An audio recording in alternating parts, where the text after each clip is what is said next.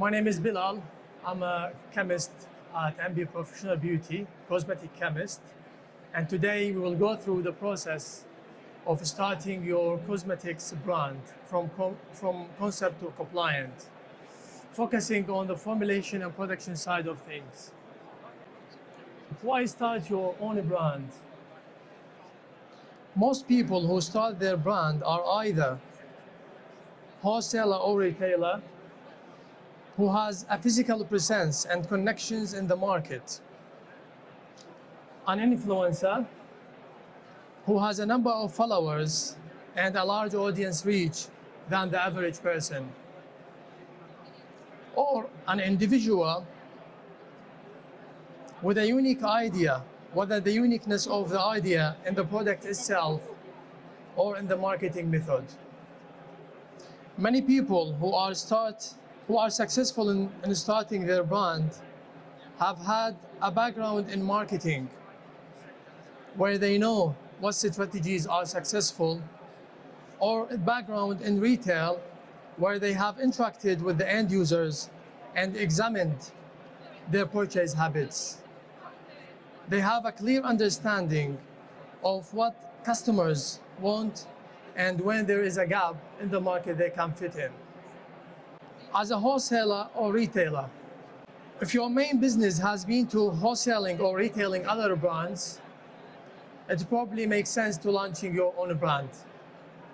There is a trend where many retail companies are increasingly launching their own brands.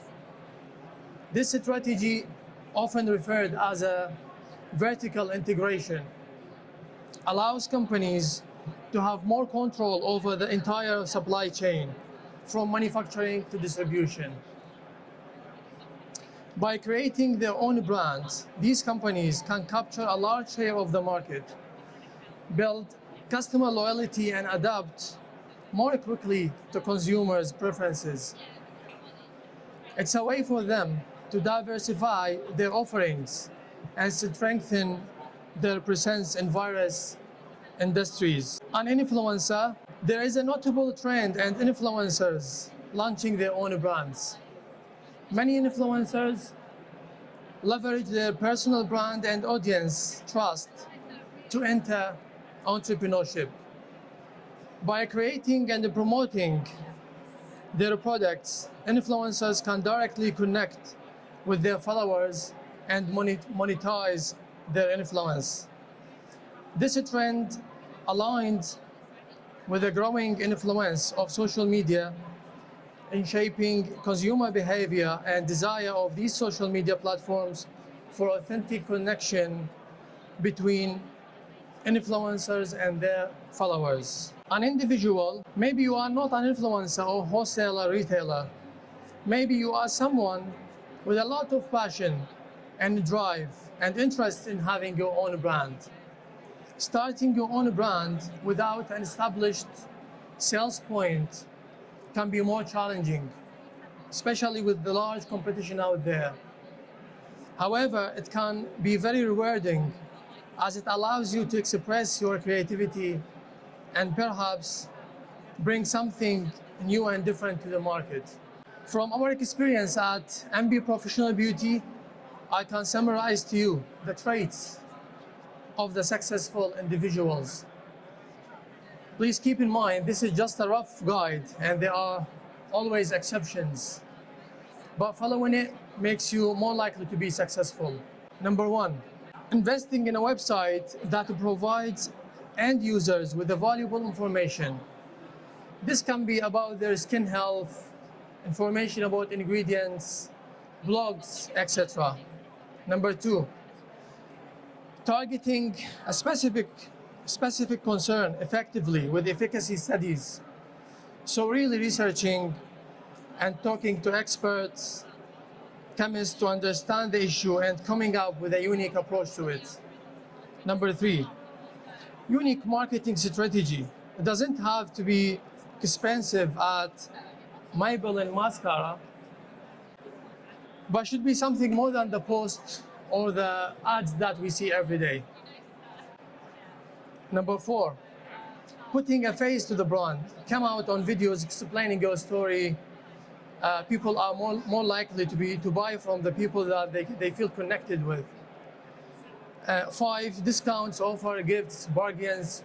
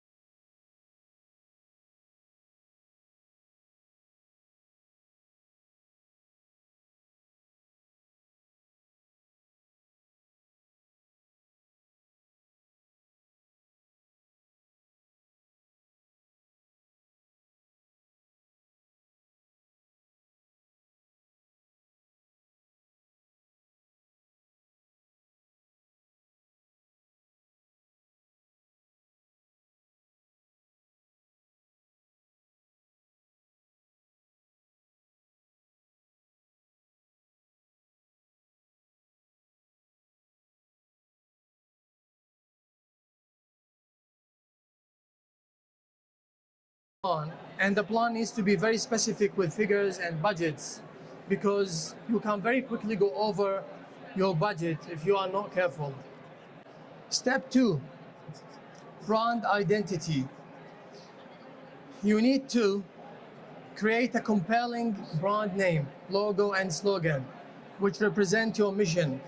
Consider colors and their effects on mood, the logo's meaning and how it relates to your brand.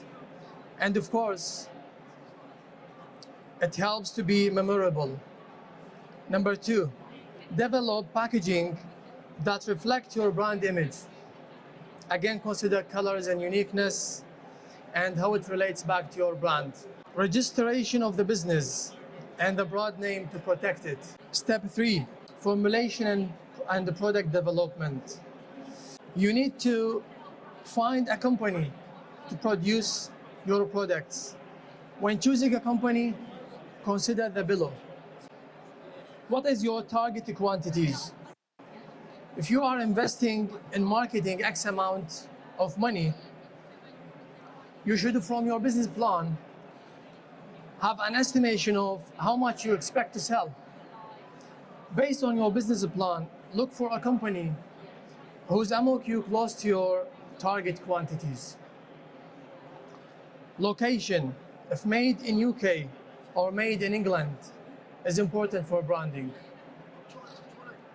Contract, go over the contract carefully. Does the company ties you in a contract where you can't manufacture elsewhere? Be careful from potential price increases. When you are tied in a contract, and especially when you don't meet your target annual quantities with the supplier. Formulation. Do you want to own your formulation, or you are happy to use white label formulation? We will go over the differences between white label and private label. So white label versus private label. We've been asked a lot about this and what the difference between two paths. So I will explain it. White label.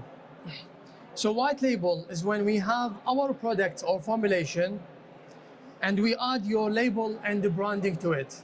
The pros of white label is affordability. You can start with lower budget and can even start with just £150 with some companies in the UK. The pros of white label, also a faster process since the formulation has been prepared and tested and are ready to go in 2 to 3 weeks usually. You can start with low quantities, in some cases just 150 pieces. White label cons. The cons of white label is that you don't own the formula.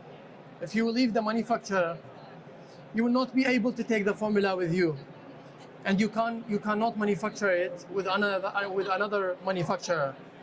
If the manufacturer wants to change or cancel the formula, you also wouldn't be able to continue its production. Also, you don't have a lot of room to customize the formula to suit your branding, so you spend more time hunting white label formulation that suit your brand. Private label. Private label is different from the white label in that you can get to create your unique product. The pros of private label is that you get to be creative and to bring your vision to life. You also own the formula, so you can take it to another manufacturer or you change it if you like. The cons of private label is much longer lead times. Time for the formula to be perfected and to run all the necessary tests. If the test fail, you need to formulate again. It usually takes 6 months and can be even go to 2 years depending on the complexity of the formula. There is more financial commitment in private labeling and higher upfront, such as formulation fees, testing fees, registration fees.